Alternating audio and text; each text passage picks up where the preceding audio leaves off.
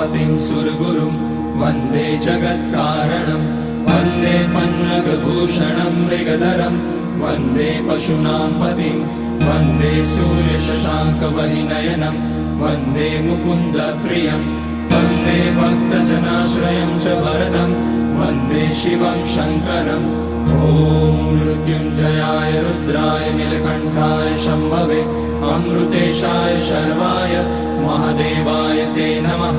नमस्तेस्तु भगवन् विश्वेश्वराय महादेवाय त्र्यम्बकाय त्रिपुरान्तकाय त्रिकाग्निकालाय कालाग्निरुद्राय नीलकण्ठाय मृत्युञ्जयाय सर्वेश्वराय सदाशिवाय श्रीमान् महादेवाय नमः।